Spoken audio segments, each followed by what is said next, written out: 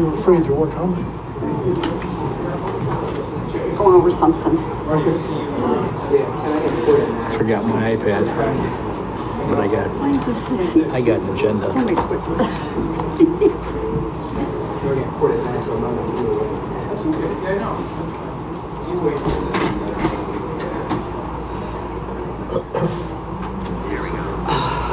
Yes, I didn't. I didn't see him. Where's Pat? Oh, there he is. I have to call him in the order.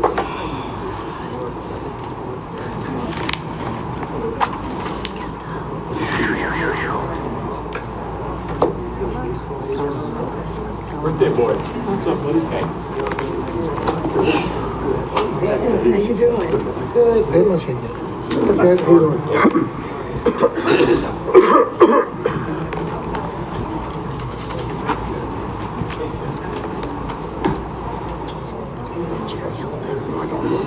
Joey does. Yeah.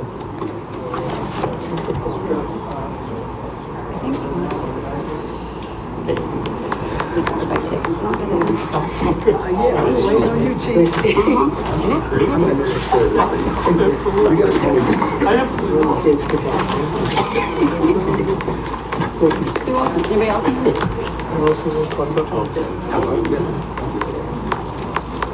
It's my job.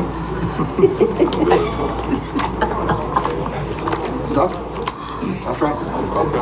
Thank you. Go ahead. That's all you're getting. You're not getting a birthday cake. Take a coffee.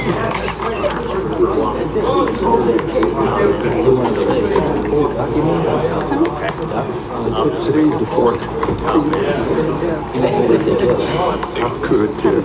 A little behind schedule, but how life goes. Summary kind of summarize things. He said is the choice of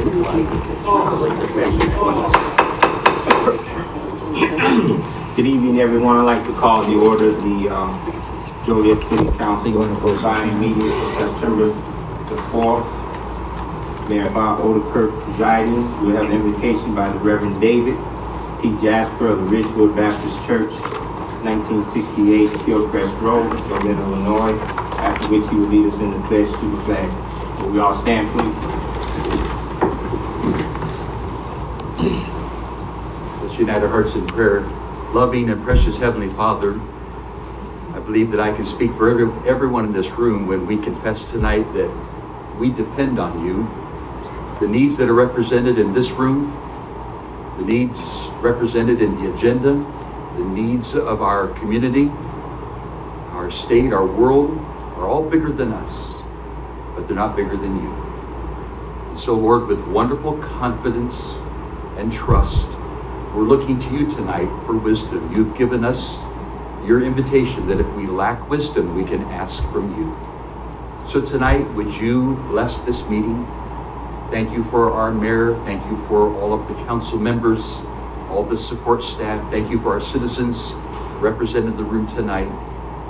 Lord, I pray that you'll give clarity and unity, that you might bless that this community that we call home can continue to be an ever more beautiful, unified, safe, prosperous place in which we can raise our families and enjoy the lives you've given to us. So bless this meeting. And Lord, we'll be careful to give you all the praise for the good things that you'll accomplish. We ask in Jesus' name. Amen. Amen. Let's pledge. I pledge allegiance to the flag of the United States of America and to the republic for which it stands, one nation, under God, indivisible, with liberty and justice for all.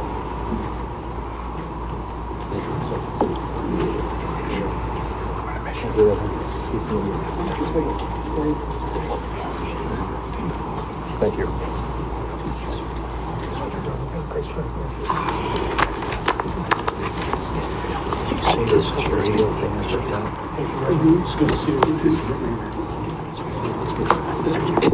We'll begin with roll call. Mayor Odekirk. Here. Councilman Dickinson. Here. Councilwoman Gavin. Here. Councilman Girl. Here. Councilman Hug. Here. Councilman Morris. Here. Councilman Mudrin. Here. Councilwoman Coleman. Here. Councilman Turk. Here. First on the agenda is a proclamation proclaiming September as National Suicide Prevention Awareness Month. Anyone here?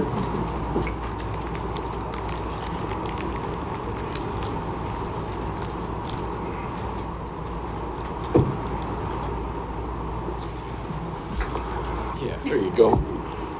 Well, we're actually today, we're here to give a proclamation, and many times when we give proclamations at the city council, they're a celebratory proclamation. A baseball team, wins a tournament or goes downstate, and we're able to celebrate that. This particular proclamation is really a somber one. It's one that we all need to be made more aware of. September is Suicide Prevention Month, and it's a time to basically reflect, to realize how serious that this problem is, how serious that it affects all of our families. It can affect any one of our families, and we know that depression, plays a serious part in suicide. And we're here today to kind of recognize Suicide Prevention Month, make our loved ones and our family members that might be susceptible to this, to reach out, to give them care, to give them love, and to support them. So I'm going to read this proclamation, and then I'm sure you might want to have a few things to say.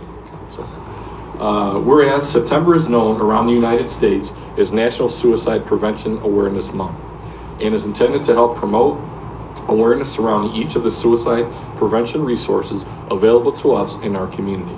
The simple goal is to learn how to help those around us and how to talk about suicide without increasing the risk of harm. Suicidal thoughts can affect anyone regardless of age, gender, race, orientation, income level, religion, or background. According to the CDC, each year, more than 41,000 people die of suicide. Suicide is the 10th leading cause of death among adults in the U.S. and the second leading cause of death among people aged 10 through 24. Joliet, Illinois is no different than any other community in the country, but chooses to publicly state and place our full support behind local educators, mental health professionals, athletic coaches, PAC leaders, police officers, and parents as partners in supporting our community and simply being available to one another. Whereas local organizations like Suicide Prevention Services and national organizations like the National Alliance on Mental Health are on the front lines of the battle that many still refuse to discuss in public, as suicide and mental illness remain too taboo of a topic to speak on.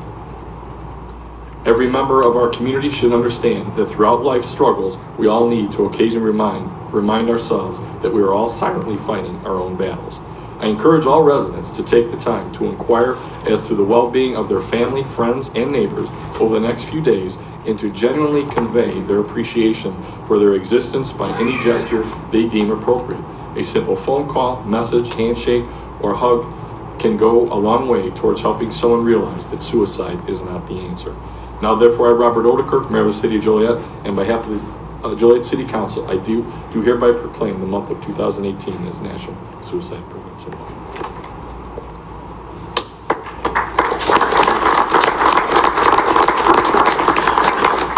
Thank you. This is the second year I know Joliet has honored this, and so I think this sums it up nicely about how important it is to recognize this, and I'm proud that Joliet has been able to do this for the last couple of years. So again, thank you for your time. Thank you.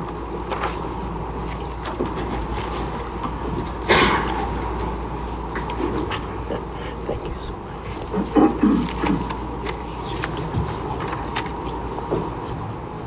Thanks for coming down.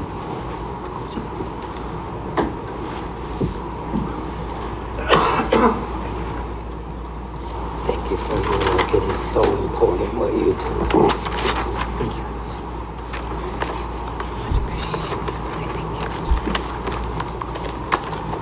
Next is Mayor Odekirk appointments. None this evening. Approval of the agenda. Is there a motion to approve the agenda as written? Mayor, Yes, I would like to put the Riverwalk Apartments at the end, since there's a lot of people here, and I know it's going to be a very long discussion.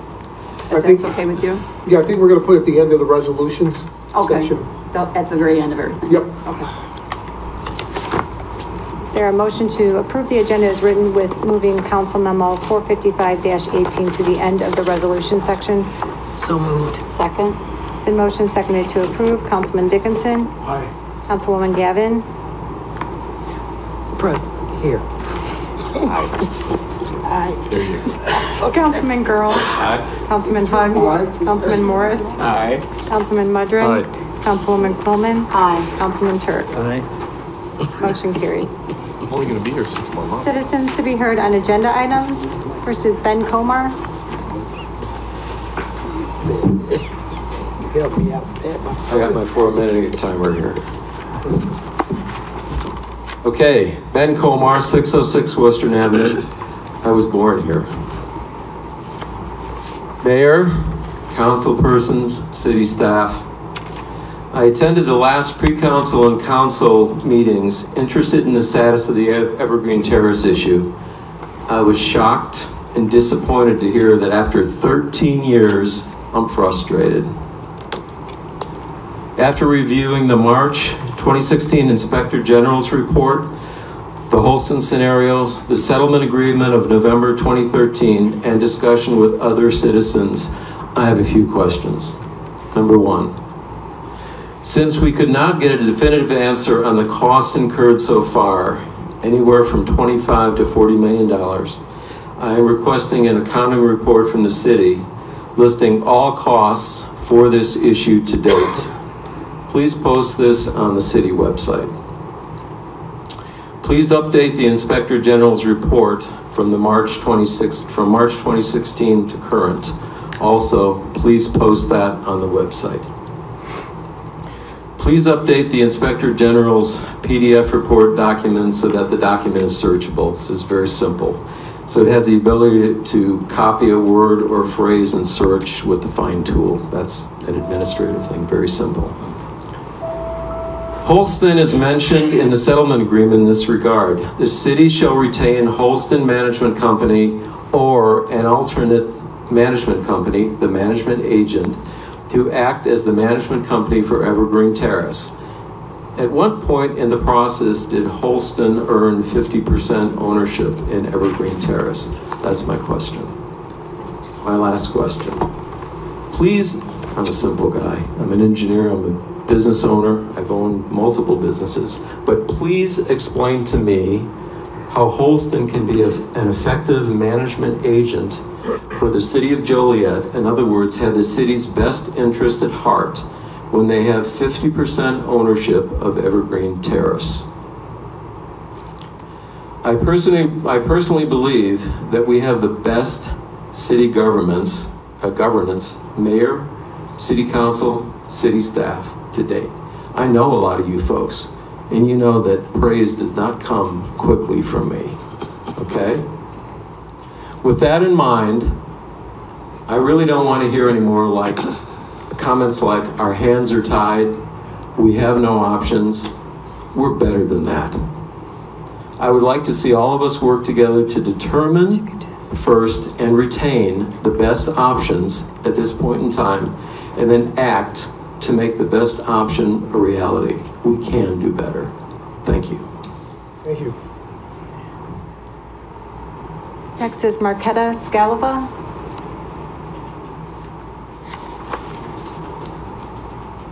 Good evening, City Council. My name is Marquetta Scalava, and we live in 1207 Cherry Hill Road.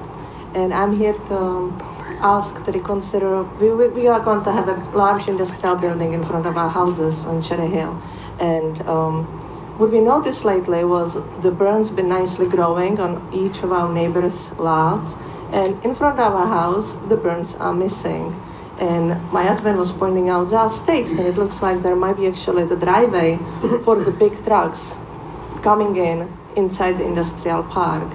What worries me that being it exactly across our driveway, it's going to make an intersection where the trucks are going to have a nice big wide turn. Many times I believe they might be turning on our driveway, you know, thinking which way am I going, and, you know, making those nice wide turns that, you know, for them to be safe.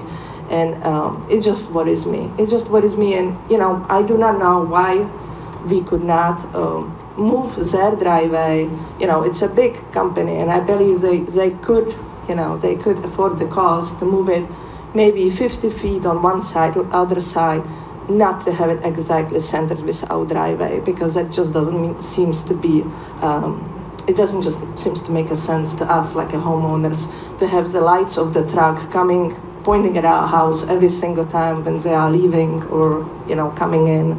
And it just worries me. And I just would like if City Council can maybe pursue the business, you know, to move it. I understand it cannot be, you know, moved any other place, but at least move it that it's not centered to our driveway. We have between our driveways with our neighbors, we have approximately 190 feet from each other. So if they move it, you know, 50 feet to one side, you know, it would be, I think, acceptable more to us than, you know, for us to share the 100% of that driveway with ours. Thank you so much for your attention. Heather Boer.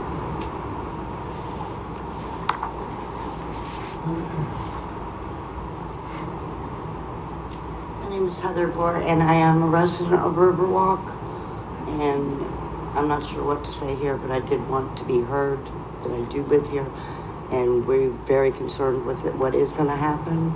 I asked that notes be sent out to all the residents, letting us know about the city council meeting, and nothing was sent out. I went to the library and found out on my own, and I'm scared because of what, if we don't get an answer, then what's going to happen to the ones of us that don't have somewhere else to go. I just wanted to let you know that we are concerned. That's all I really had to say. And hopefully I don't get evicted for actually opening my mouth. Thank you. Is there anyone else that would like to speak on an agenda item this evening? Seeing none, move on to council committee reports. Public Safety Committee report. Yes, Your Honor. The Public Safety Committee met this evening in council chambers. The Public Safety consists of Councilman Hugg, Councilman Dickinson, and myself. We had 3 items that we discussed. Only 1 item is on our agenda today. The city or the committee discussed a $600,000 security contract. That a $600,000 security contract that received 2 favorable votes and 1 abstention. And that amount, is on your agenda. It is Council Memo 462-18, and it's an amount not to exceed $600,000. The staff did go out for a request for proposal. I think it was sent out to 20 security contractors. They received 12 of them back.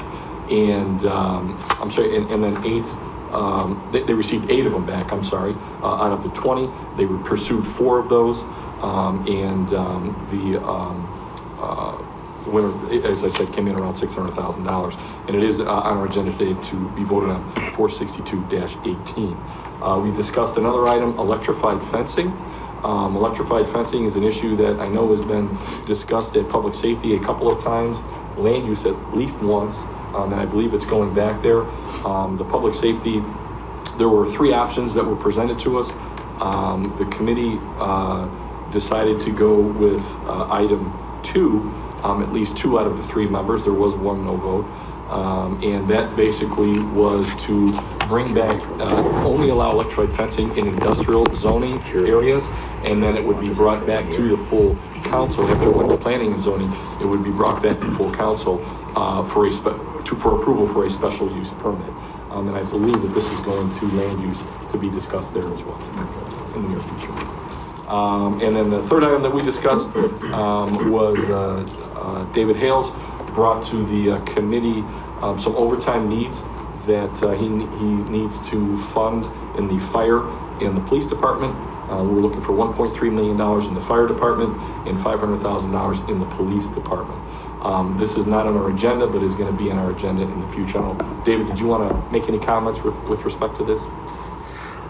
Only that when we bring that back in 2 weeks, we'll also share with the council a mid-year financial report, which I think will be appropriate as we give everyone an update on some positive news on the revenue side of the budget, as well as some update on our projections for year-end on both revenues and expenditures for the fiscal year 2018 budget, but that'll be in 2 weeks. Okay, thank you. I did want to make mention that it actually slipped my mind, but in Council Memo 462-18, the winning security firm was a firm called Benford Protection Group.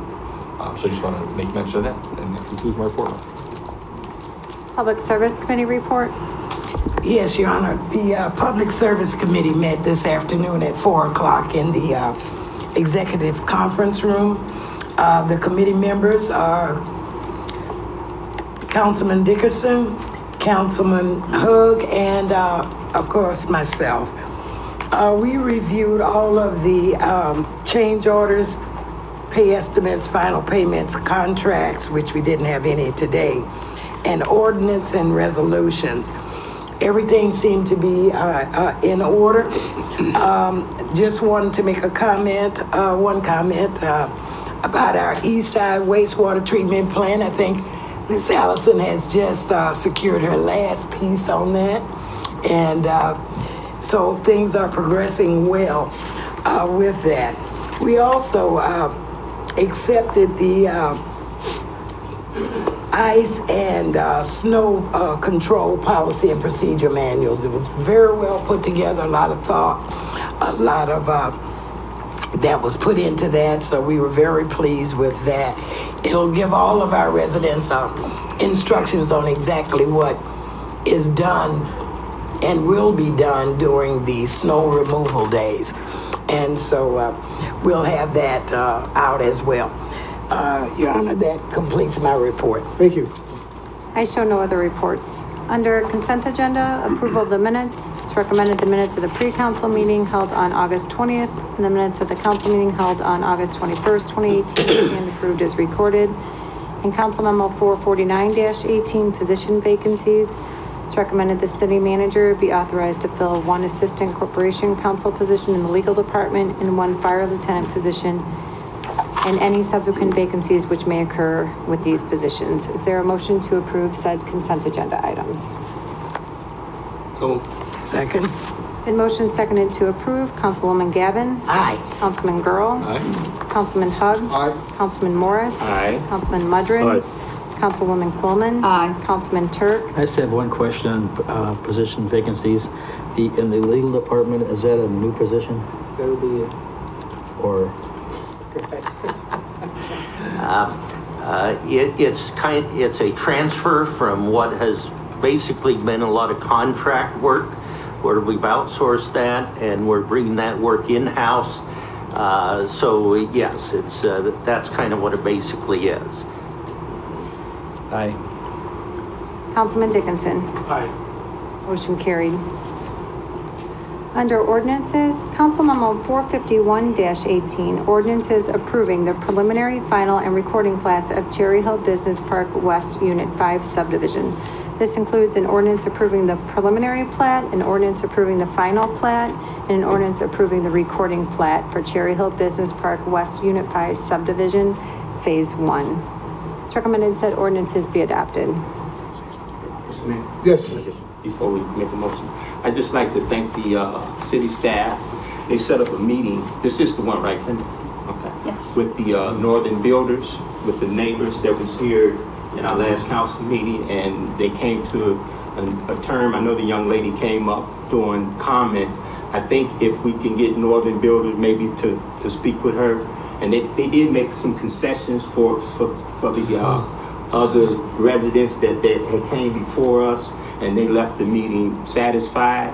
Again, I just like to thank, and like to thank Northern Builders. They really stepped up to the plate, I believe, to accommodate the residents in a very timely manner. I think we met a couple of days after the meeting or so, something like that. It wasn't long after that. And I believe they will be willing to sit down with the other residents. We thought we had all the residents that had some concerns there, but some people may have to work with something. So I just like to let the council know that that they did come out and met with those residents. And Kendall, I'll echo that. If you could follow up with them, I don't think her concern was unreasonable. So, and thank you, Northern Builders, for coming to the table. Yes, we'll have them connect. Okay, thank you. Is there a motion? So moved. Second. Been motioned and seconded to approve Council Memo 451-18, which is ordinances approving the preliminary, final, and recording plats of Cherry Hill Business Park West Unit 5 subdivision. Councilman Girl. Aye. Councilman Hug. Just quickly too then, I guess just to go on the record, I'm going to vote yes, I'm going to approve it. Let's just make sure, no uncertain terms, as amicable as Northern has been, that this is very important. This family is concerned that we got 11 left after this, we're going to approve it, but we really need them to solve it to the satisfaction, like they've done with all the other neighbors so far. Great work, Terry. Yeah, thank you. Aye. Councilman Morris. Aye. Councilman Mudrin. Aye. Councilwoman Coleman.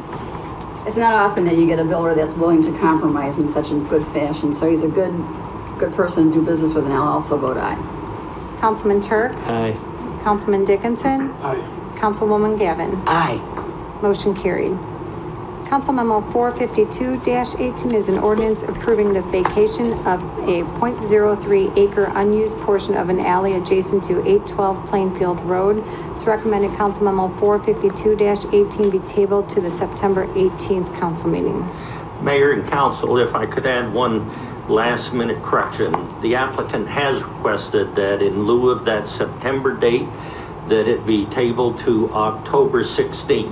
They're asking for one additional month, so we would ask that you consider tabling the matter to October 16th. So moved. Motion to table. Been motioned and seconded to table Council Memo 452-18, an ordinance approving the vacation of a .03 acre unused portion of an alley adjacent to 812 Plainfield Road to the October 16th council meeting. Councilman Hug. Aye. Councilman Morris. Aye. Councilman Mudrin. Aye. Councilwoman Coleman. Aye. Councilman Turk. Aye. Councilman Dickinson. Aye. Councilwoman Gavin. Aye. Councilman Girl. Aye.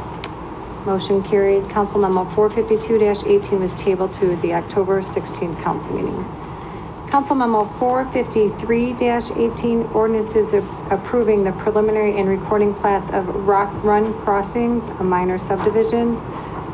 This includes an ordinance approving the preliminary plat of Rock Run Crossings, a minor subdivision, and an ordinance approving the recording plat of Rock Run Crossings, a minor subdivision. It's recommended said ordinances be adopted. Second. And motion seconded to approve. Councilman Morris. Aye. Councilman Mudrin. Aye. Councilwoman Coleman. Aye. Councilman Turk. Aye. Councilman Dickinson. Aye. Councilwoman Gavin. Aye. Councilman Girl. Aye. Councilman Hug. Aye. Motion carried. Under resolutions, we'll move first to Council Memo 456-18. A resolution accepting dedication of right-of-way for a portion of Rowell Avenue. It's recommended said resolution be adopted. So moved. Second. Been motioned seconded to approve. Councilman Mudrin. Aye. Councilwoman Coleman. Aye. Councilman Turk. Aye. Councilman Dickinson. Aye. Councilwoman Gavin. Aye. Councilman Girl. Aye. Councilman Hug. Aye. Councilman Morris. Aye. Motion carried. Council Memo 457-18, supplemental resolution appropriating motor fuel tax funds for the 2018 MFT roadways resurfacing contract A in the amount of $102,118.34 to Austin Tyler Construction. It's recommended said resolution be adopted. So moved. Second. In motion seconded to approve, Councilwoman Coleman. Aye. Councilman Turk. Aye. Councilman Dickinson. Aye. Councilwoman Gavin. Aye. Councilman Girl. Aye. Councilman Hug. Aye. Councilman Morris. Aye. Mudrin. Aye. Motion carried. Council Memo 458-18, a resolution authorizing the acquisition of 308 Lawton Avenue in the amount of $120,000. It's recommended said resolution be adopted. So moved. Second. It's been motioned and seconded to approve. Councilman Turk. Aye. Councilman Dickinson. Aye. Councilwoman Gavin. Aye. Councilman Girl. Aye. Councilman Hug. Aye. Councilman Morris. Aye. Councilman Mudrin. Aye. Councilwoman Coleman. Aye. Motion carried. Council Memo 459-18 is a resolution authorizing execution of an intergovernmental agreement with New Lenox Township for the Cherry Hill Road resurfacing project. It's recommended said resolution be adopted. Question, Mayor? Yes. On page 5, the improvement shall be complete by August 31st, 2018. Should that be 2019? Is that a typo? They're just about finished with it. I hope. If I can answer that. No, that's not a typo. It's not a typo? No, they're generally done with the paving already. They were late at getting us this intergovernmental agreement, but they're generally done with the paving. They, Blue Lakes Township, that is. So it's all done? I think they still do some pavement marking, but generally it's complete. Okay, all right, thank you. Is there a motion to approve Council Memo 459-18? So moved. Second. It's been motioned and seconded to approve. Councilman Dickinson? Aye. Councilwoman Gavin? Aye. Councilman Girl? Aye. Councilman Hug? Aye. Councilman Morris? Aye. Councilman Mudrin? Aye. Councilwoman Coleman? Aye. Councilman Turk? Aye. Motion carried. Council Memo 460-18 is a resolution repealing resolution number 7164, which approved a development agreement with Startup Pavilion, Inc., doing business as Innovation Pavilion, Inc. It's recommended said resolution be adopted. So moved. Second. It's been motioned and seconded to approve. Councilwoman Gavin? Aye. Councilman Girl? Aye. Councilman Hug? Aye. Councilman Morris? Aye. Councilman Mudrin? Aye. Councilwoman Coleman? Aye. Councilman Turk? Aye. Councilman Dickinson? Aye. Motion carried. Just moving back to Council Memo 455-18. A resolution authorizing the managing member of Riverwalk Homes LLC to timely notify residents of Riverwalk Homes of the one-year requirements for the housing and urban development renewal, non-renewal housing assistance payment contracts. Option A, non-renewal of 179 20-year housing assistance payment contracts, maintain 177 units. Option B, non-renewal of 228 20-year housing assistance payment contracts, maintain 128 units.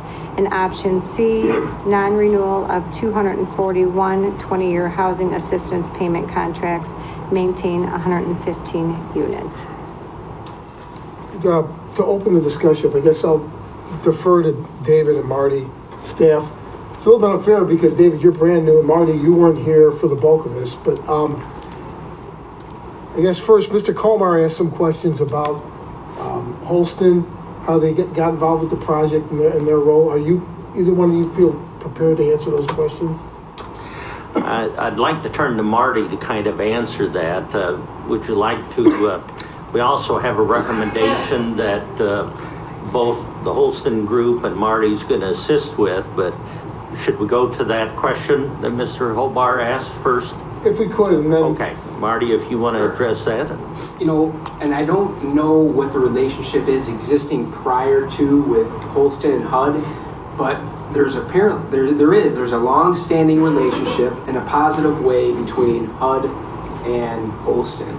And that was evident at just about every meeting that I've been to with Holston and HUD. So that said, in the agreement itself, HUD essentially said to the city, look, you are to partner with Holston or another entity. And I just wanted to bring to your attention, at the meeting we actually mentioned Joliet Housing Authority as possibly one of those other partners.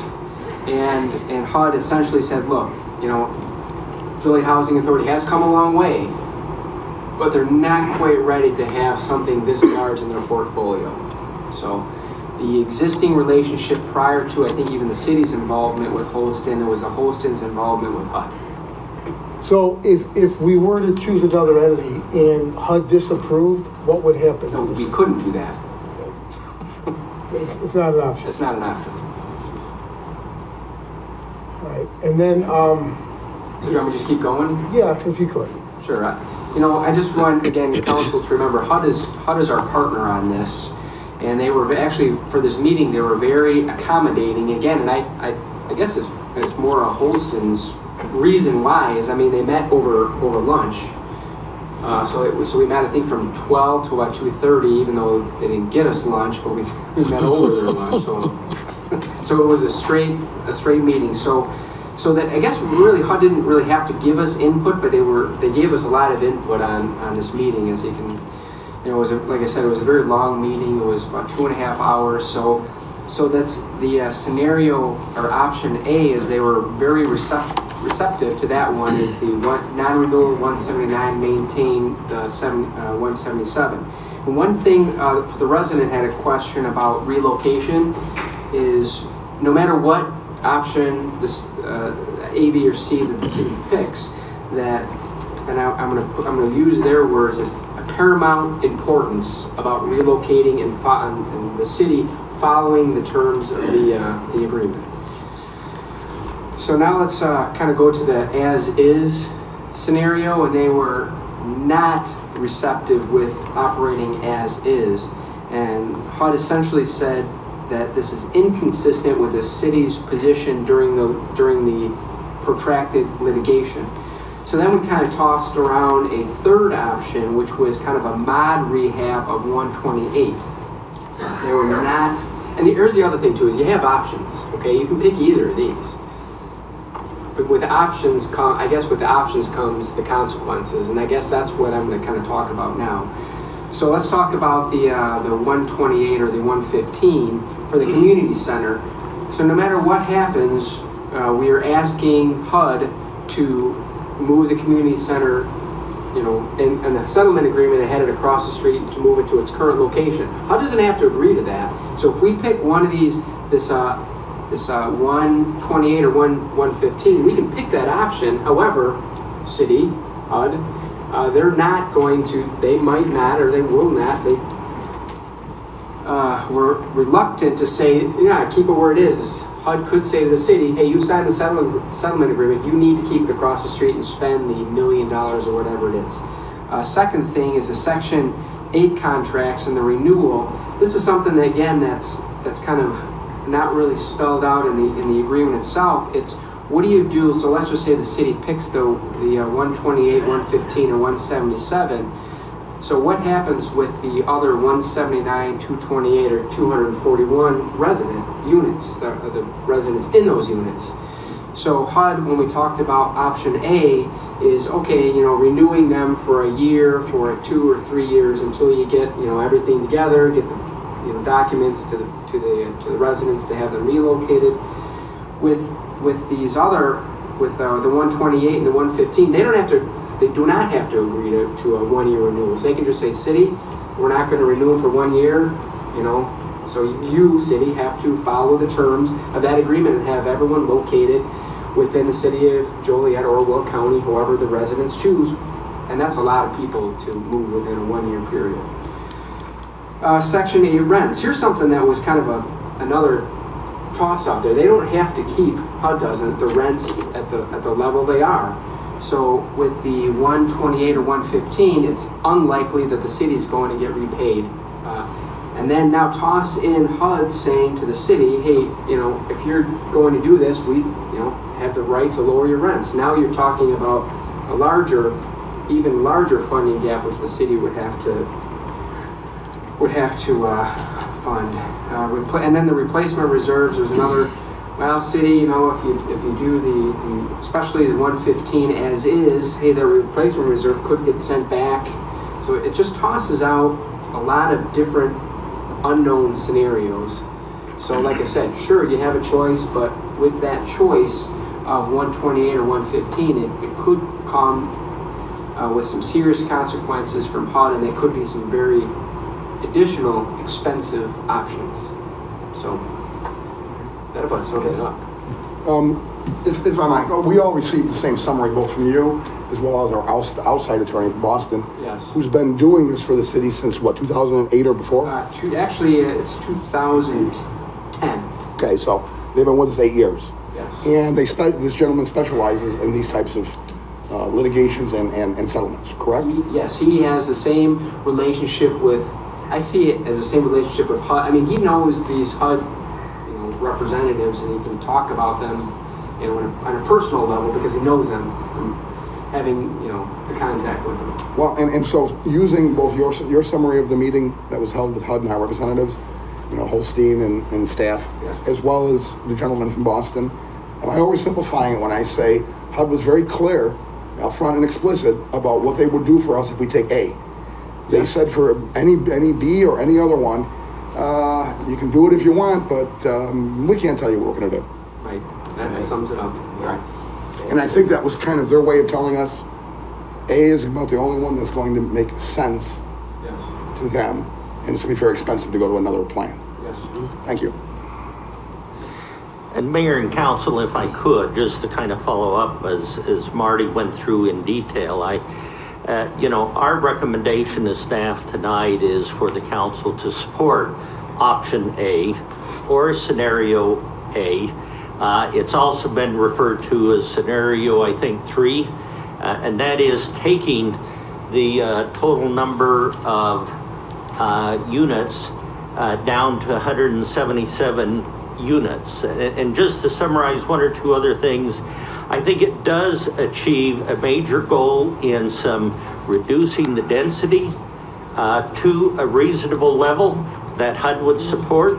I think it definitely, with the mod rehab redevelopment plan provided by Holston, it improves the quality of life of the residents at Riverwalk, which I think we've all seen is in desperate need of continued redevelopment work, and that particular option A does that. It'll take some time, in a couple of years, to get through that. It also will help provide for the eventual repayment to the city of Joliet of the note that was taken out and addressed. As mentioned, it comes with strong positive willingness on the part of HUD to cooperate with the changes that may be necessary in the settlement agreement and the other changes that may be necessary.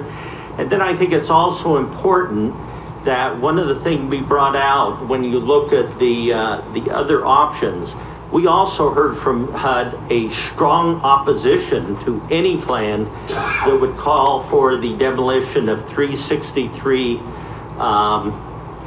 let's see, what is that? Broadway Street. I think we need to bring that out.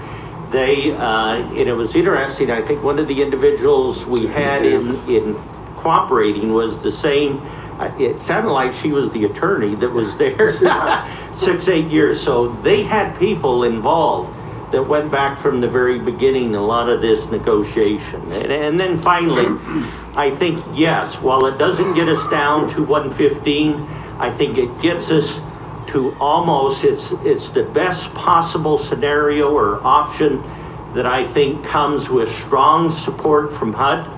And I think it achieves the other goals, which I've heard consistently from the council. They wanted to see, coming before them to approve and adopt. And I just also want to just commend Holston. It's, when I think back of just the little time I've been here, all that they have done to reach out to the community, to meet with the residents of Riverwalk, their strong relationship with HUD, I think they have really tried to bring together their experience, their expertise, knowing how to finance these types of redevelopment projects. So I think our partner in Holston, I think is, we've been well served in all the work that has been accomplished to bring to you again this staff recommendation of option A tonight. So thank you. John. Yes, just real quick, Marty, this one's for you. Sure. I know that on the 177 units, if it goes down to 177 units, depending on what the council decides, there was a funding gap of like 2.1 million. What was the funding gap if we went down to 100? And Holston, based on a couple meetings ago, said that they were going to be able to bridge that gap with some other type of financing. What was the funding gap for the 128 units?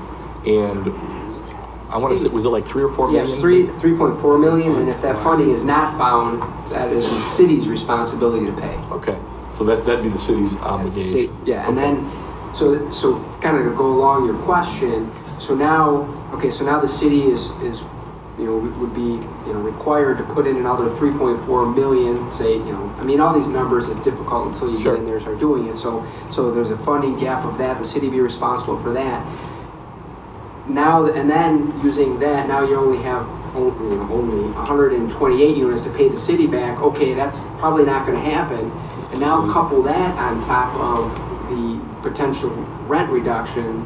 So, last question, and then with respect to any one of the, the de-densifying, I guess, of the facility of the project, when would that begin? Would that begin immediately? Would it begin 5-6 years? And when would the remod begin, the renovations begin? Sure. So it's dependent on when financing from IDA comes through. Typically, I think I've mentioned before, there's a pipeline that IDA has. So we would go into IDA dependent on its next year's funding rounds, but we'd go in assuming we have our architectural plans and everything in place with an application to IDA next year.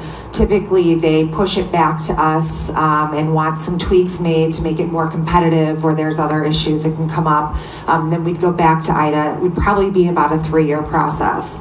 The thought is that we would keep the units operational with HUD's blessing, keep those units operational until we get to redevelopment, and then tear down at that point, demolish the units that we aren't going to be using, or we would demolish them at that point, essentially. And that would allow the city to get paid back in the interim because they would still be operating, there would still be revenue generated. So we think that's the best route to move forward. Thank you. Yes. Mayor, I have a question. Andrea. Yes. Andrea. Hi. Did you ever rework the numbers for the 128 units? Yes, I sent them to Marty. Yeah. Yeah, that's the last page in your hand. So, last page. Yes. Yeah, it was in there. I sent them over last week. The handout that's on your dot, it's on the dice. Oh, I didn't see it I then. emailed it to you also. Didn't see it. Okay, so anyway, before we get to that, I just want to read a summary from our HUD attorney from Chicago, or Mr. Corman. Yeah. He basically says everything that Marty said, but I just want to read from his thing here. It says, at the direction of the City Council, Holston presented the 2 alternatives, and Section A, HUD was receptive to Scenario A because they believe it is consistent with the government's priorities and the settlement agreement with the city. They expressed a willingness to cooperate in changes to the settlement agreement to carry out Scenario A. Scenario B is the plan proposed by, I can't pronounce your last name, so I'm just so Damon, at a council meeting, and the plan does not involve refinancing. It retains the buildings, and it goes on to say that HUD expressed a strong aversion to Scenario B in the form presented by Mr. Damon. There was some discussion about a 128-unit plan involving the same buildings that includes moderate rehab. HUD remains skeptical of such an approach in preparing this. It appears to be financially infeasible for reasons detailed later in this memo. It is also likely to impede the city's ability to recover its investment in Riverwalk Homes. In any event, it is unlikely that HUD will cooperate in the implementation of even a revised Scenario B. It goes on further, and at the end, he calls about replacement reserve, which was discussed here. Replacement reserve is finally about $2 million. It remains a crucial source for repairs and will remain so after any refinancing. The previous owner of Riverwalk Homes continues to press a claim in the Federal Court of Appeals to recover the replacement reserve. The city's litigation attorney opposes the claim with HUD's support. Although the outcome is not decided, the city's position in the court is strong as long as we have HUD's support in this matter. So having read some of that, this was a confidential memo, but we had permission to talk about it today. So here, I didn't get to see these numbers. So can you explain these, Andrea, please? You're not reworking of the 128. Yes, so with moderate rehab. Correct. So it goes from 177 units down to 128 units. I think I had mentioned previously, we typically see phases or redevelopment projects in the area of like 85 to 100, 120 units or so. Given the number of units in this scenario, we would do it as a one-phase deal. And so I think the main page to kind of look at, I don't know what was provided to you, Councilwoman, but the first page is essentially just assumptions. The second page walks through the sources of financing along with the uses. So use of funds, number one, acquisition, 9.2 million. That's assuming that this would begin in about 3 years. So there's an operational period where the city's outstanding acquisition loan balance is paid back. Construction of about 8.3 million. Again, that's based off the square footage of the buildings that we would be retaining at $75 a square foot. So the same way that it was pro forma or modeled for scenario A. Demolition of 1.71 million, that represents about $7,500 a unit. And then soft costs, which is architectural fees, attorney fees, tax credit reservation fees, etc., of about 8.7 million. So total uses on this scenario would be about 27.9, rounded up 28 million, and a per unit cost of about $218,000. That leaves us with a financing gap, though, of $3.4 million. Okay. So the sources of financing are pretty much the same as what was modeled in scenario A. So I don't want to say the same in terms of the amount, but the same in terms of the sources of financing that we would be going after. The first mortgage is sized, though, Marty had talked about this a little bit. It's sized based off the current rents. So if this is a scenario that we go with and HUD says, no, your rents are going to decrease, our first mortgage is going to drop, which means that financing gap is going to go up. It's going to be all the more difficult to get this done. So let me ask you this. Sure. Now, just to validate here, you're talking $75,000 per unit for moderate rehab. Not $75,000, $75 a square foot. So if it's a 1,000 square foot house, isn't that $75,000? Sure, yeah. But I mean, it's $75 a square foot. I think there's varying unit sizes, but on an average, yeah, we could do that. Okay, so what are you going to give me for a 1,000 square foot apartment for $75,000? Am I going to have granite countertops, stainless steel appliances, crown molding, beautiful bedrooms, decoration, woodwork, the whole thing? Those level of detail haven't been worked out, but no, typically on affordable housing, that's not the finishes that we provide. So you could do what I just talked about for less than $40,000. Well, you could if you were getting different financing. The financing that's required here requires that we use Davis-Bacon and prevailing wage. But you could still do it for that, for $40,000 a square unit. Councilwoman, when we say $75,000 a unit, that's not just the apartment, that's the building also. You know, so we're more looked at the total amount of money, but yes, maybe $40,000 is going to go into the apartment, but that other $35,000 is going to go elsewhere in the building for tuck pointing, any mechanical needs, roofing, and anything that needs to be done in the building. Part of it goes to that. Typically, common areas are represent 20 to 25% of the overall square footage. So hallways, laundry rooms, things of that sort are all embedded in this $75 a square foot. So it's more, Peter's correct, it's more than the unit itself. It's common areas, exterior, etc. being renovated. What about the roof and everything? Does that include the roofing and the electrical? Well, it's a mod rehab, so we would look, yes. I mean, it's not down to the studs. I think we talked about this previously. It's not the $200 a square foot scenario, but it's a good, solid renovation. And we would have to do, as part of the financing, I should say, that the Illinois Housing Development Authority requires that we do a physical needs assessment. So if there's other items that come up that need to be replaced, they would require it at that time. So it could potentially, the numbers could shift a little bit, but we're confident in the $75 a square foot. Just seems like an awful lot of money for a moderate rehab. Okay. Questions, comments? Yeah. Quick question. For anybody, Marty probably. So obviously, this is the same gentleman from Boston, Henry Corman, and the same HUD operation that said we had to maintain 115 units. Yes. Okay. Yes. Just for clarification, Marty. And I kind of vaguely remember, it's been so many years and there's so many different points to the settlement that HUD told us we would settle for. We're obligated to cover real shortfalls. Yes. Now, I understand that some capital improvements, like for instance, remod, right? What happens, worst case scenario, there's a year or 2 years from now, where the operations budget is $200,000 short by the end of the year because of some extreme expenditures? Are we obligated to give that $200,000 to?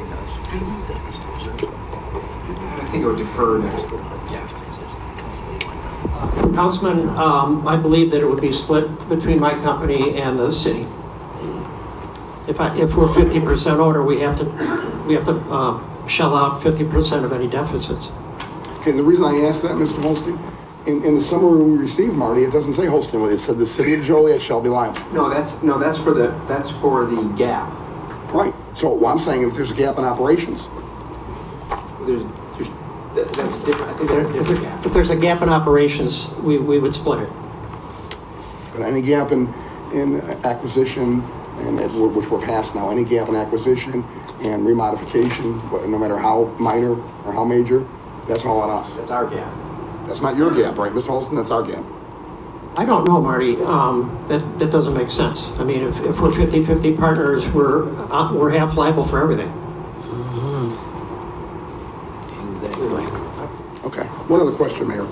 Yes. And we have a resident, a woman from Evergreen Terrace here, and she expressed some concern. And this is a question that hasn't been asked nearly enough of it all. David, I do appreciate your summary in saying that Plan A would increase the you feel, or those involved feel, would increase the quality of life for the Riverwalk Evergreen Terrace residents. Does that include the 200 and some that will be evicted? How do we know it's going to increase their quality of life? Well, we don't even know where they're going to go yet. I don't think we even have a report saying there's enough houses in Joliet or Will County, enough living spaces to send them. How do we know that they're going to a better quality of life? I was mainly focusing in on the 177 units that would go through the remod. But, I think we all have to agree the current situation and the living conditions of even the 179 have been the recipients of a lot of deferred major redevelopment over in that facility over time. So we're hoping that when we do take them through a relocation process, that yes, the new homes they would move to would be better than what they're used to at Riverwalk. But definitely the 177 units that we will have a commitment for 20 years to provide them with these, HAP contracts. Definitely they are going to experience, I think, a higher quality of life and enjoyment there. Do we have a list of houses available in Joliet, or homes, it could be apartments, of households available? We're working on that. That question has come up too. We haven't found any kind of definitive, existing listing, but it is definitely something that is going to have to be worked on as we begin this process and start to look, where can we find those 179? Are they even available in Joliet or at least in Will County? But no, we haven't come up with a list that exists at this point in time. So if this individual here that came up and spoke and expressed her fear of losing her home, if she's not one of the lucky 177, we don't know where she's going to go, what quality of life she'll get just yet. No, but I'll have to say this, and I think Holston can mention this. Even when HUD does provide these vouchers, don't they have some certain requirements that a landlord has to meet to provide a housing unit for someone with the vouchers? Yes, the apartment itself and the building has to go through a housing quality standards check by whoever's giving out the voucher. If it's the Joliet Housing Authority, they would send somebody out there to check it out as they would with any voucher going anywhere in the city or Will County. It does have to pass a quality standard. Yes. But we do have 179 units or 241 units there on Broadway that could be made available. Well, for us, the city, to rent. Well, I mean, assuming they passed. Yes, that's correct. Yep. Thank you. Mayor, what would have happened if we walked into that meeting with option B of 128 units, and that was our only option? I'm assuming HUD would reject it and it would be back to square one? Well, I don't know if they necessarily reject it. It's just a matter of, if you choose this, here's what could happen. Okay, but if they, why didn't we just go to HUD and say, hey, what are you willing to So I think one thing we should mention about the 128 unit plan is that it shows 363 North Broadway as a vacant site. And that's one thing that HUD was extremely uncomfortable with. I would like to probably use their words because I don't want to get them wrong. They would need to better understand the purpose of the land, and they view that land as extremely valuable. So that would reopen discussions pertaining to the settlement agreement. And Andrea, I didn't mean to cut you off. They also said windfall. They also use that word. Yes, they did use that. I don't have everything, but yes, Marty, they did say that. I think they were concerned about that scenario. I think it also, Marty had mentioned this, but it also opens up the city to be obligated to move the community center over to 363 North Broadway. They will not allow the city to sell that land off, and again, they view it as a valuable piece of property. And the fact that they're threatening, unless we go with their option, they'll reduce the rents, and there's a strong innuendo that the replacement reserve will be... A portion of the... Yes, they said there's a potential for a portion of the replacement reserve to be clawed back. I would assume that that would be something similar to it would be like a pro rata percentage. I mean, they're saying unless we do what they want to do, they're taking their ball and going home. That's what it sounds like to me. Let me try and explain. Marty, you were there, as you know. This is something I didn't know, but the rents years ago were put artificially high when prior ownership did what was called a mark-to-market transition, and I guess there was some moderate rehab done at that time. The reason the rents were put up so high is because HUD figured that the units were in fair condition and there'd be a lot of need for ongoing maintenance, much more than if the property was in better condition. If we do whatever we do 128, 177, whatever it is, and we do a mod rehab, then HUD's going to feel, well, you put it in much better condition, therefore you don't need as high a rents, and chances are they're going to want to push the rents down a little bit. The whole thing about the replacement reserves, they are sized for 356 units. You go down to 128 units, HUD figures, well, why do you need 365 units of replacement reserve when you've only got 128? This was sort of banter back and forth.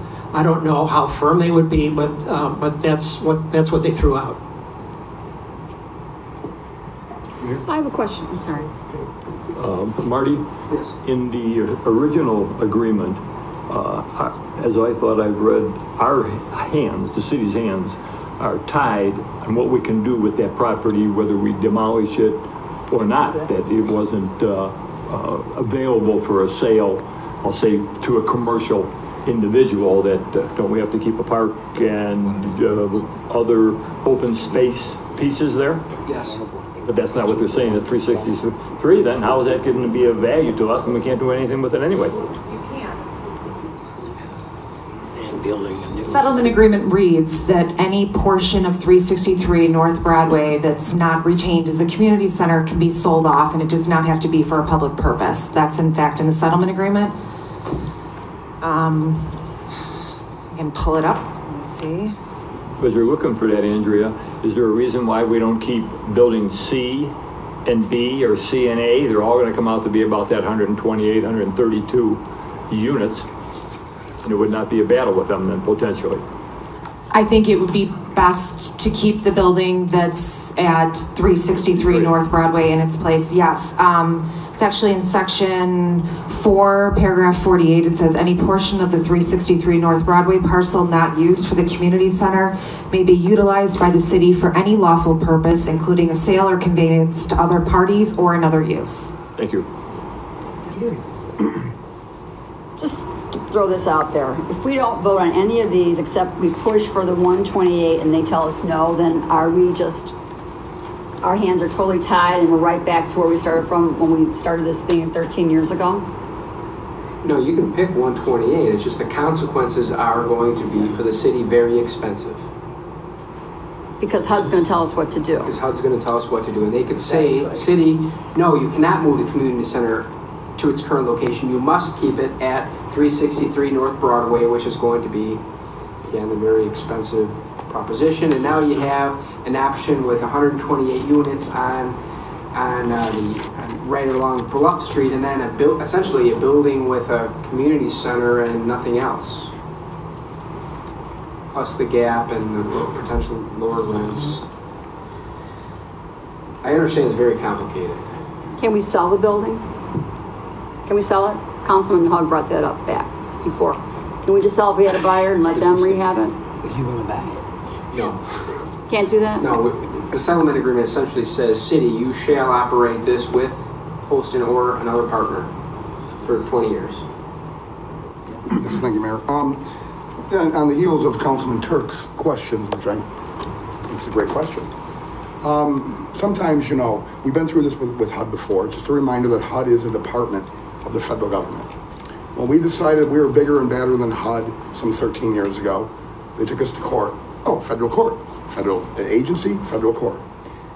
Even the mayor, who at the time was a lowly councilman like me, when it was announced by some folks back then that the settlement was a settlement and a win, I believe, Mayor, you said something to the effect of, no, we cried uncle, because they have the power and the leverage. I thought we learned our lesson. So I would say to Councilman Turk, you read it correctly. They're saying, if you want to do it with no real negative consequences, increased price, costs, and all this other nonsense, do it our way. They're bigger and they're badder than us, you know. Sometimes, you know, being too nice, bending over backwards, political correctness can get in the way of transparency. It's like trying to pick up a rotting fish from the end that doesn't smell.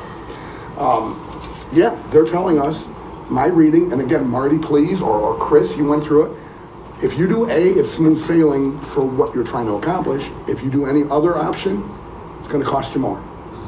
Yeah, I just took it as threatening, and I guess it's legal to give those innuendos, I guess. Huh? Well, look what happened with the original settlement, Mike, that we had to agree to. Understand, I was talking to somebody that's, you know, in support of, I think, the complete demolition. It was a nice person from one of the neighborhoods over there before the meeting out in the parking lot, and he had brought up the negotiated agreement that we made with HUD so they would drop the civil rights law. There was no negotiation. HUD came into the room and told us, this is what you're going to do, or we'll just proceed with our civil rights lawsuit. Oh, and we're going to win. That was uncle. We cried uncle. Just don't put yourself in that same position. You're not going to beat them. I don't know if that sounds unfair, but it's a reality. I think I should have bought it because I'm sure someone's listening. I don't take that as a threat. I think they're being upfront with us and let us know the consequences. So they were being honest. I mean, they did not have to, but they were being honest. You're right. Any other questions or comments? I have one question. I guess, you know, and I know I'm maybe a little misunderstanding about the vouchers, because I've heard that the people could take the vouchers and go anywhere in the United States. That's not true after I read this. It's only in Joliet or Will County. No? So I misread this. It's where the residents want. Yes, so the city has agreed to their first choice. If residents want to stay in the city of Joliet, it's the city of Joliet's obligation to find them housing to the extent possible. If there's not housing available in the city of Joliet, we can look broader to Will County. And then if people decide they get a voucher, they can move wherever they want if they don't want to stay in Joliet. But I will say, and Marty had said this, HUD made it very clear that they are going to be watching everything regarding the relocation and making sure the residents get their first preference, and they're going to be working with the Schreiber Center on that. And one other thing I just want to mention again, I know, because I know you're not going to say it, is they were more confident with Holston being able to accomplish that goal. Well, I guess, because I read this 2-3 times, and it said Joliet or Will County. But I guess that was just the terminology they used for us, the city. But I mean, if someone wants to move to California, they can. They can. I mean, I guess what I'm trying to say is, where does the city? I mean, what is the HUD is saying, or the Schreiber group is saying that we didn't do what we needed to do to get them to stay here if they want to move somewhere?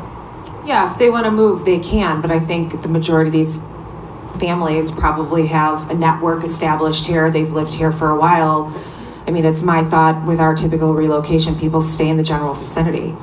And so their first option is to stay in Joliet. Right, and I wish and hope they will remain here. But I'm saying if we don't have the housing here, there was a question earlier about how many houses do we have? I mean, we probably don't have enough housing, you know, for, you know, what is it, 179 families? Yes. If we did 177, and if we did the 128, now we're at 200 and something. Let's talk worst case scenario. We have 179 families to place. We look around Joliet, we can find maybe 5 or 10 places. Then we go to Will County. We look around Will County and maybe we can find 50 places. There's still 100 or so people left, nowhere to put them. I would think maybe we go back to HUD and say, all right, we're gonna have to build a building somewhere, maybe somewhere in Will County.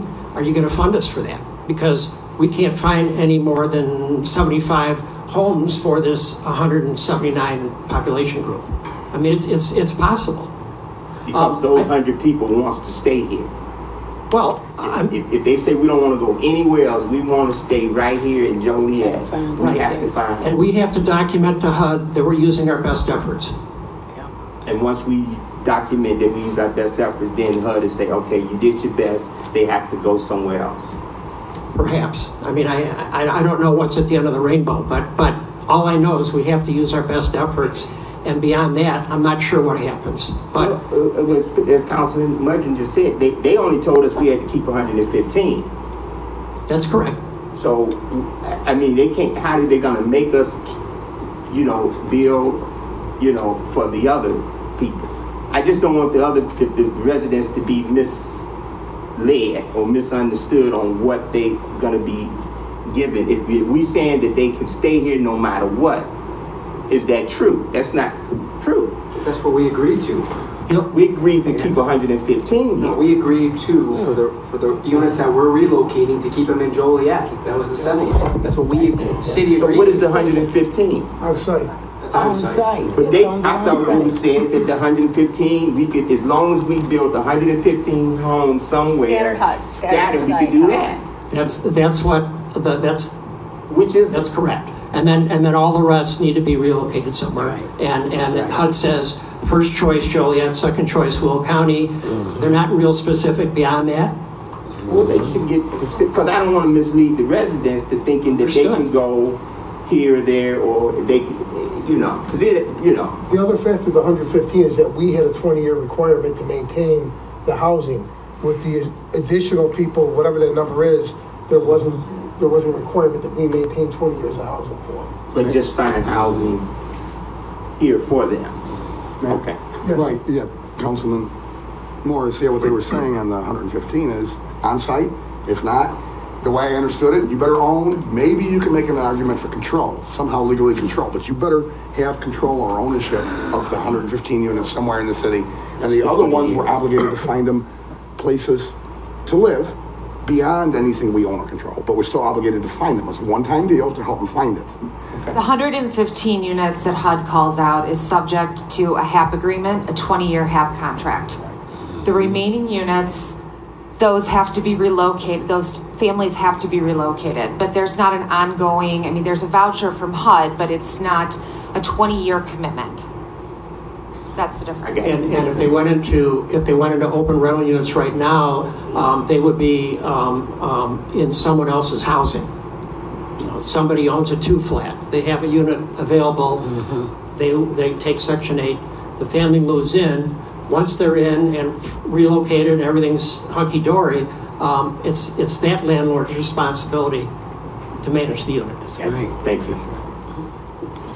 So if say we found 10 units in Joliet, and then we found 50 units, like you were saying, throughout Will County, do they have the right to refuse those units in Will County, or like would they have to go wherever we find them at in Will County? I don't think we can force them into a particular home. They tell us their preference. We try and accommodate their preference. If there's nothing available in Joliet, we go to Will County. If there's nothing available in Will County, we would have to go back to HUD and say, we've tried our best. Here's all the documentation. We're not sure what to do. What do you want us to do, HUD? You want us to build a building somewhere in Will County that everyone that we couldn't place live there? I mean, we'd have to have a discussion with HUD.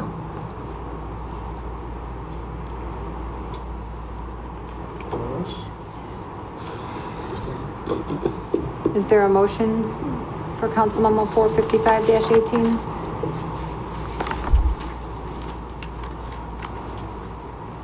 Do we just pick the option? Can I just make a reminder? Yeah, we do it. Yep. again. You want If me the to read- council doesn't do anything, We have to Can do you read the, them all again? You would have to list which option. we're at 356. And tonight's the night, we have to take action tonight? yeah.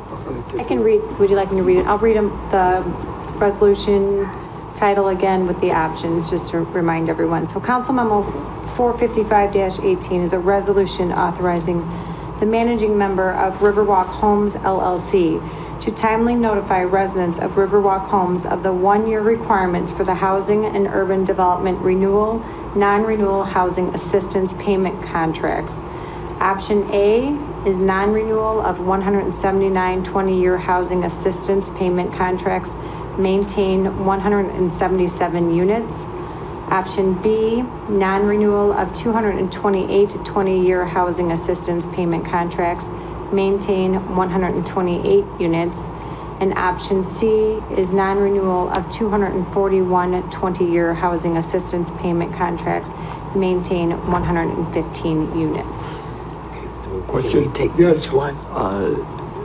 They don't say whether it would be mod rehab or not mod rehab. We don't have to vote on that at this time?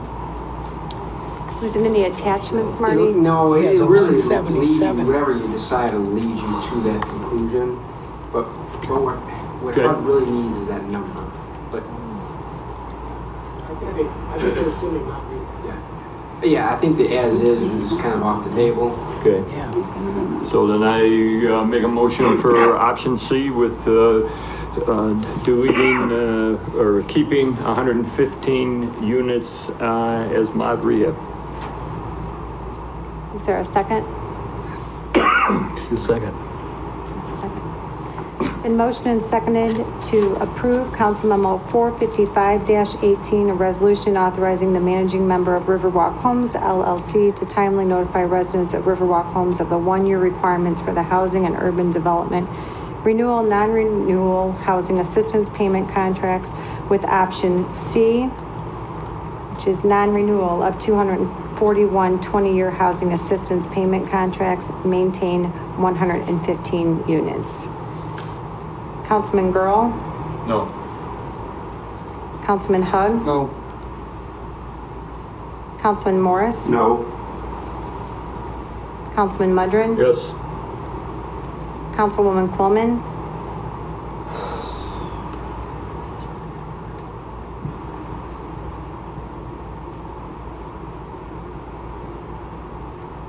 No. Councilman Turk? Aye. Councilman Dickinson? Aye. Councilwoman Gavin? No. Vote was 3 ayes, 5 noes. Motion failed. I'll make a motion for option B with 128 units. Second. It's been motioned and seconded to approve Council Memo 455-18 with option B, non-renewal of 228 to 20-year housing assistance payment contracts, maintaining 128 units. Councilman Hug? No. Councilman Morris? No. Councilman Mudrin? Yes. Councilwoman Coleman? Aye. Councilman Turk? Aye.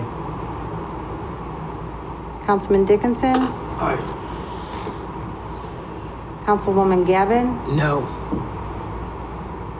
Councilman Girl? No. Mayor Odekirk? Yeah, I met with people from the Kappa neighborhood, and I told them that if this made sense, that I would vote for it. Yeah, I think the major mistake that the city made is ignoring what we were being told to do by the federal government. It's been loud and clear. I don't think you need to be an attorney to hear what HUD is telling us.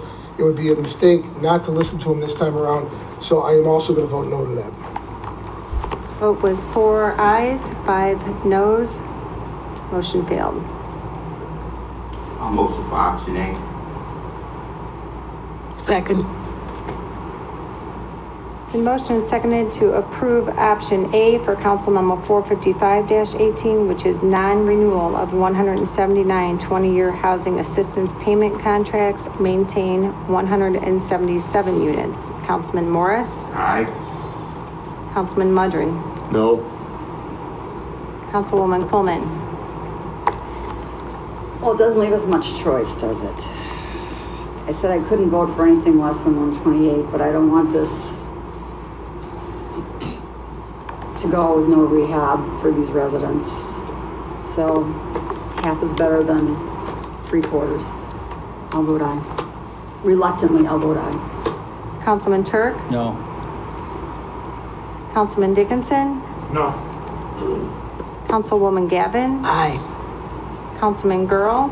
Well, it seems like this one deserves a little explanation, but, you know, I kind of respect everybody's opinion up here, but I think what option A does, for me anyway, is it basically reduces the density by over 50% at the Riverwalk homes, reduces the density by over 50%. There's going to be a moderate rehab, which appears to be pretty expensive. I mean, you're going to have $75 per square foot, so over $75,000 is going to be put into not only units, but the existing facility. So there's going to be a renovation of the existing buildings and existing units, which is going to improve the quality of life for the residents that are there. And the city is also going to get back a portion of its purchase price of a little over $11 million. So, you know, that's my personal view, and I'm going to vote aye for option A. Councilman Hug? No. Mayor Odekirk? Yeah, all right. Just to be clear, and I'm not going to call anyone out for grandstanding, but to vote no on option A right now, you're voting to keep Evergreen Terrace as is, because the first two have already been voted down. So that's not a good option either. I'm going to vote aye for option A. Motion carried. Council Memo 455-18 was approved with option A, which is non-renewal of 179 20-year housing assistance payment contracts, maintain 177 units. Moving under award of contracts, Council Memo 462-18 is a request for authorization to award a contract for security services at Riverwalk Homes Apartments with Benford Protection Group in the amount not to exceed $600,000. It's recommended Council Memo 462-18 be approved. Mayor? Second? Yes. Is that 1-year contract? Or is it? Yes. 1 year? It's a $600,000 per year. Annually. Okay. Not to exceed, right? Thanks. Been motion seconded to approve. Councilman Mudrin? Aye. Councilwoman Coleman? Aye. Councilman Turk? Aye. Councilman Dickinson? Aye. Councilwoman Gavin? Aye. Councilman Girl? Aye. Councilman Hug? Aye. Councilman Morris? Aye. Motion carried. Under amendments, change orders, and payments, Council Memo 464-18 requests for authorization to approve change order number 1 for the 2018 roadways resurfacing contract A to Austin Tyler Construction in the amount of $102,118.34. It's recommended Council Memo 464-18 be approved. So moved. Second. Been motion and seconded to approve. Councilwoman Coleman? Aye. Councilman Turk? Aye.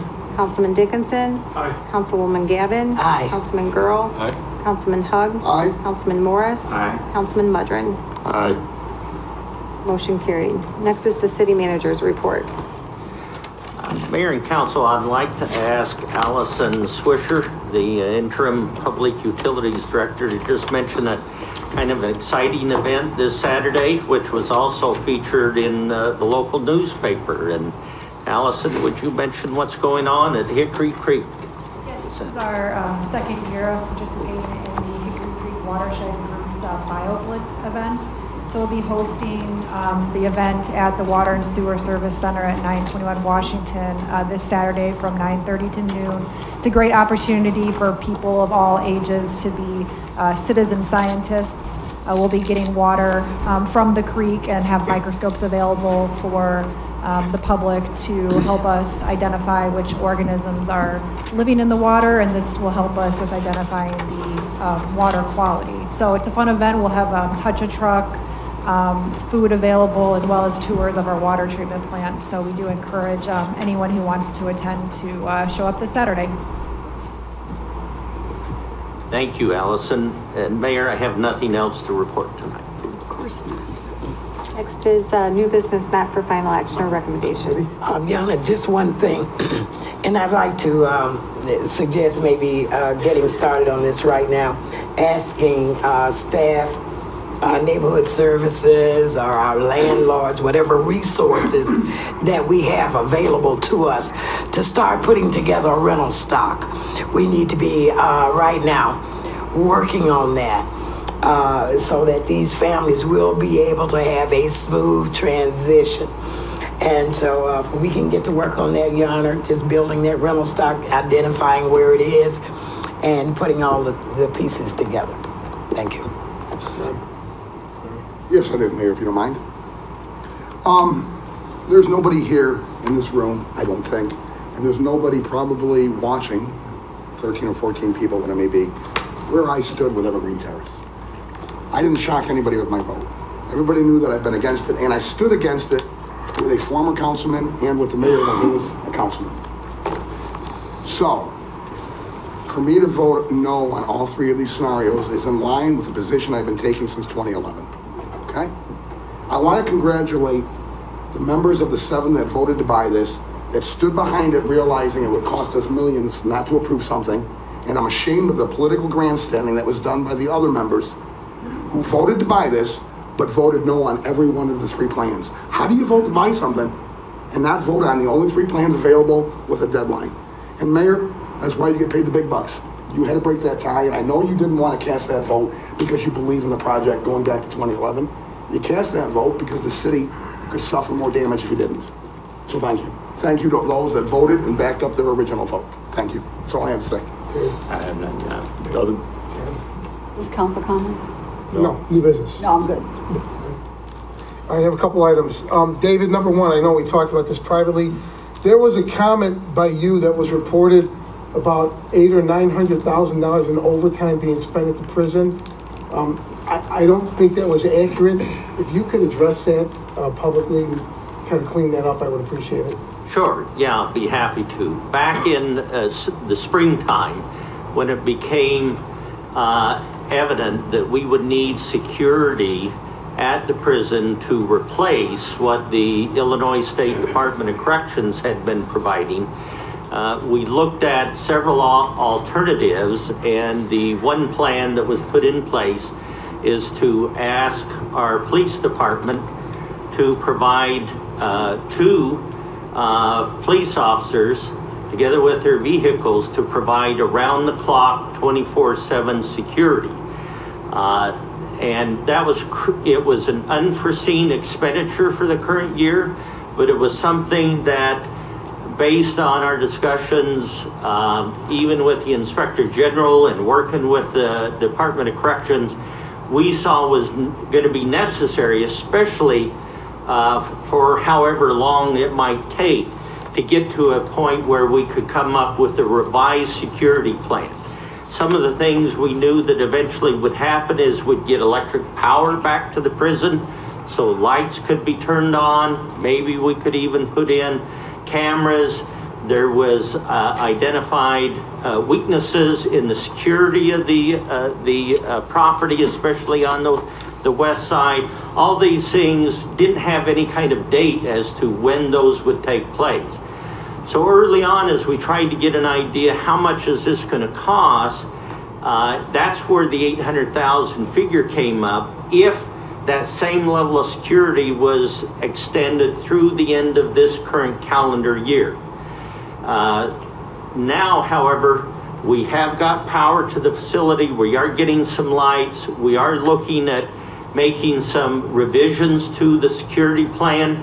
We've got even the historical museum involved, so it is time to kind of look at some changes, and hence in just this last couple of days we don't have a definitive year-to-date figure, but we do believe it's probably been over 400,000, maybe 425. But again, of costs that we've incurred in overtime by our police officers.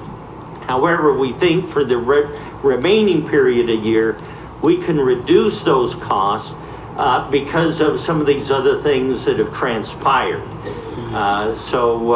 That's why, as was mentioned earlier, we're looking at a $500,000 budget amendment to the police overtime, primarily to help with this unforeseen need.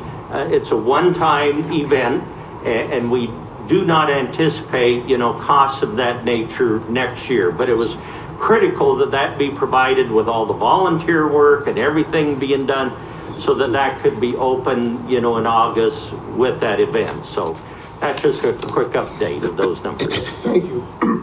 Number two is, I think everyone knows, there is an I-80 coalition that was put together by the Center of Economic Development. Myself and David Hales are members on that coalition. At the meeting last week, the coalition brought forth Bob Schillerstrom from the Tollway Authority. And Mr. Schillerstrom made a presentation. And just so we're clear, whether I-80 becomes a tollway or if the repair work is done by IDOT, it's not a decision for the city council. If it were to become a tollway, it's a vote that has to happen in Springfield. However, it's one of the options that's forward on the table.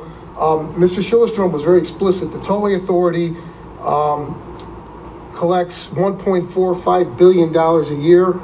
Their expenditures are $320 million in payroll and maintenance and debt service of $400 million. So they're in the black about $600 or $700 million every year. They are very interested in coming into I-80 and doing road improvements on that stretch of road right now. They have the money and the ability to do it. So I talked to Mr. Schillerstrom after the meeting. He suggested if I wanted that he could come to the Joliet City Council and kind of prepare what the Tollway Authority has in mind. I don't think it's a bad idea. I want to open up to council members if that's something they wanted to do. Again, with the idea that we can't make that final decision, but we can be part of the conversation. Okay, I'll have him come to a future meeting. Yep. Thank you, that's all I have. This is public comments. Greg Smith.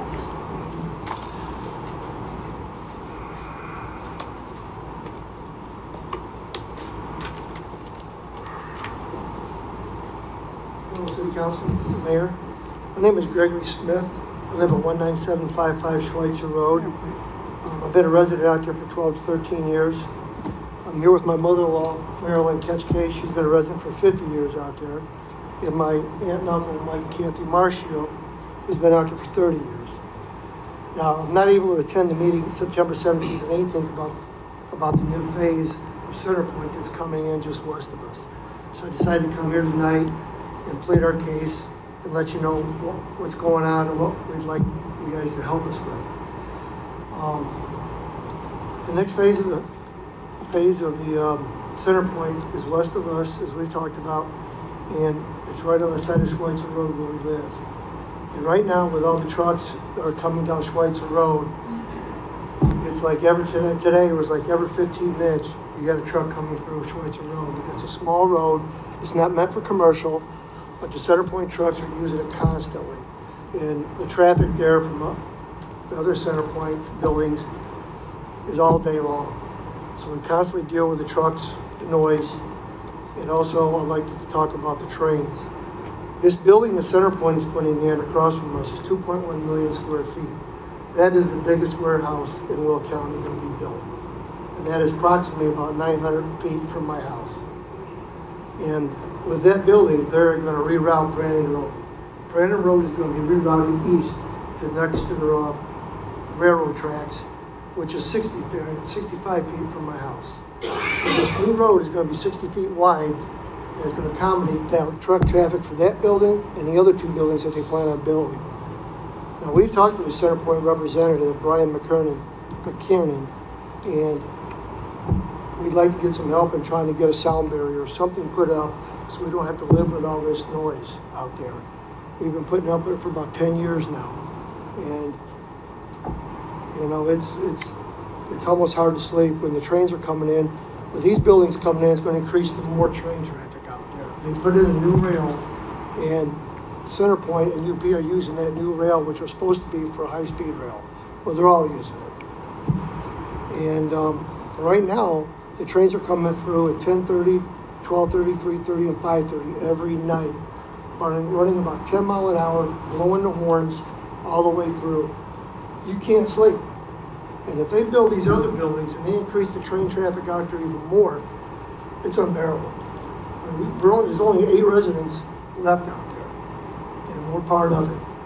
And before you guys approve this going forward for Centerpoint, we would just like to have them come to the table and try to help us get a resolution on this and try to cut down the noise and everything that we're going to be dealing with out there.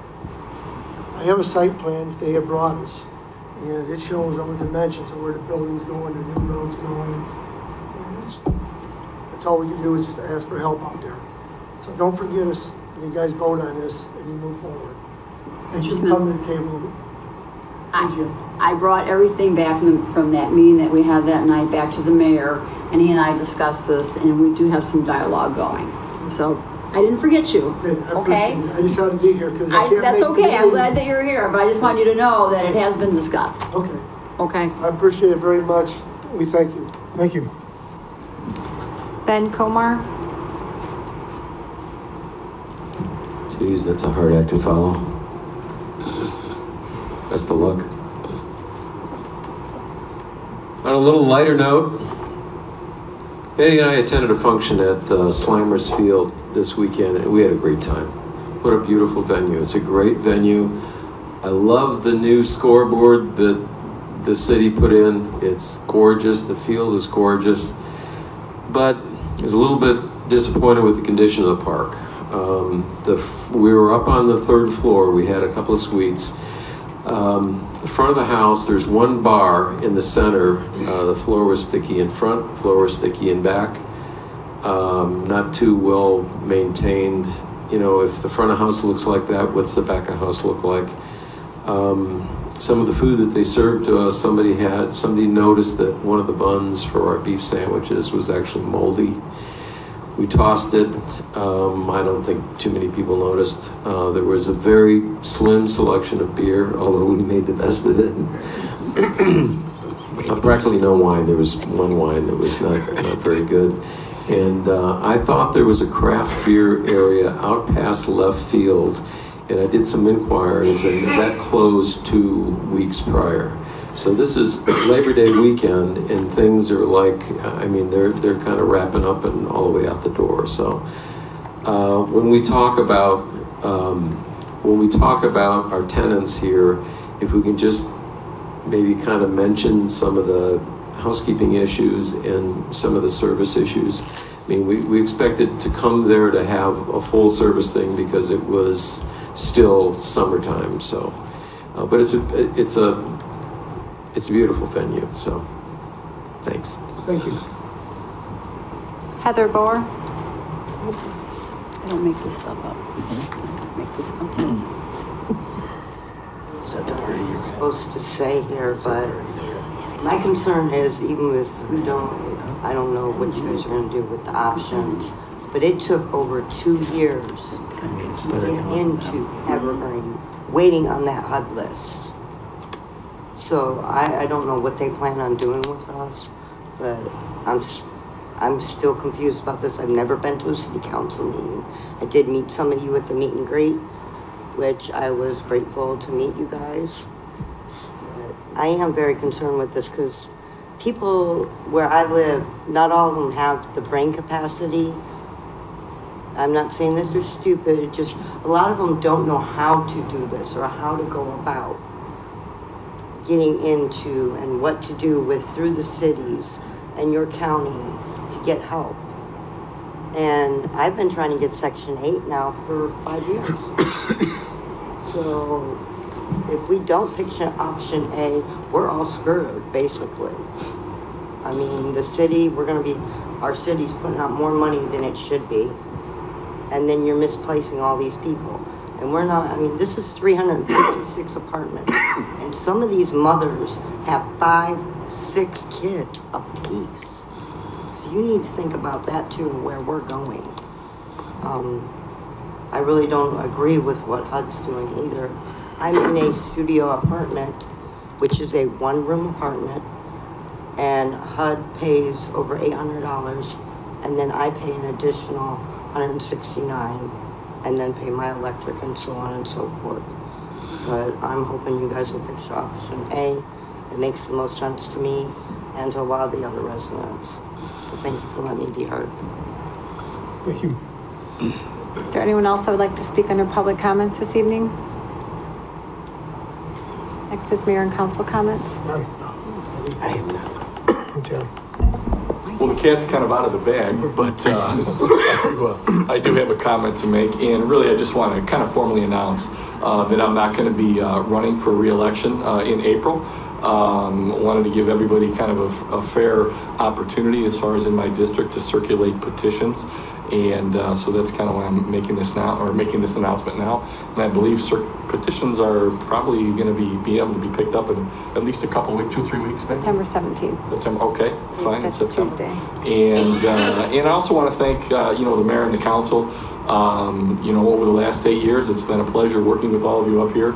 The city is certainly on the right trajectory. There's a lot of positive things going on in the city right now. We could take all day to kind of name them all. But, the people up here, the mayor and the council, you're definitely a dedicated group. And I wish you all much success in the future. I also want to thank the staff from the police, the fire, public works department, and certainly our administrative staff here. And I'm not going to name them all, but you definitely make our jobs much easier up here. And the residents certainly need to know the hard work and the dedication that you all put in for them each and every day. And sometimes it goes unnoticed, but it certainly doesn't go unnoticed by the people up here. And I just want to thank you all for the last 8 years. And that concludes my report. Thank you. Larry? I'm not going to say any goodbyes, Councilman, because you still got 8 months. You're stuck with us. We'll talk about that come next year. Basically stuck with you, Larry. Oh, that's true too. That's all Larry had to say. John, you gotta move Scotland right here. Oh, I get it. No. You sure? Positive. I'll move up there and vote for you. Listen, I don't have anything, man. I'm sorry to hear about your experience, Mr. Kumar, at the Slammers. I am the liaison, and we'll talk to them. On the other note, they are playing right now. They've made the playoffs 2 out of the last 3 years, and they're trying obviously very hard on the field, and it's come around. And the park that the city's involved with, obviously the new turf and fencing and the like, I'm glad you enjoyed it. Well, if you didn't attend the great prison break-in, it was quite an event, I must say. And I'd like to thank all the volunteers that came out from all over, and especially the union, the trade unions and building trades, and everybody that came out to help. It was an amazing evening, and I hope that it can continue as a fundraiser to renovate the prison. And I'd like to thank one of our employees, Jan Nahorsky. He's our graffiti person, and he spent many, many hours, a lot of it at his own time, taking a lot of the untoward graffiti off some of those buildings, but he did preserve a lot of it as well. So I'd like to thank him. He doesn't get many thanks these days. And a question for you, Mr. Hales. I've been waiting for a while now for that Vegas report. When do you plan on giving it to us? Which report? When you went out to Vegas for economic development. I've been asking for a couple months. Oh. You don't remember? I don't remember your request, but I definitely can get you kind of a summary. Yeah, and I've been wanting also for you to bring forth our new lady fireman so that she could be introduced. She's the first woman fireman on the Joliet Police Department, and she's been here quite some time as well, and that hasn't happened yet either. So I'd appreciate it if you get that done. Okay, a couple things. Number one, to echo Councilwoman Coleman, the prison break-in was a great success. Thank you to everybody who volunteered. And we're talking about not just the volunteers at night, but all the free labor from the trades, the materials, the heavy equipment that was donated from entities all over Joliet. So thank you. That same night was Celtic Fest at St. Joe's Park. I was told that was a good success also. There were 3 ribbon cuttings the last couple of weeks. Number one, on August 23rd, West Park ribbon cutting. The Park District had a ceremony unveiling the new park. Really nice facility at West Park. If you haven't seen it, go check it out. It's worth looking at, but great job. The Tom Karstens in the Joliet Park District. Rock Run Holiday Inn had a ribbon cutting on August 28th. It's a beautiful facility. Councilman Dickinson, I know you've talked about the Burger Theory restaurant. The whole facility is terrific. It's a nice addition to our town. And then the next day on August 29th, BDA Dance Studios had a ribbon cutting at 3500 Caden Farm Road. They used to be in Crest Hill, and they got smart and moved to Joliet, so welcome BDA. And there was, that may have been the biggest ribbon cutting I've ever been at. There were probably a couple hundred very enthusiastic young dancers there, so it was a great event. But I do want to thank all those companies and the Chamber of Commerce for their ongoing support and for helping bring business to Joliet. That's all I have. I think there's a closed session request. Yes, I did receive a request for closed session. Is there a motion to go into closed session to discuss personnel, collective bargaining, land acquisition, or conveyance pending or threatened litigation, after which the meeting will be adjourned? Second. Motion seconded to approve. Councilman Turk? Aye. Councilman Dickinson? Aye. Councilwoman Gavin? Aye. Councilman Girl? Aye. Councilman Hug? Aye. Councilman Morris? Aye. Councilman Mudrin? Aye. Councilwoman Coleman? Aye. Motion carried.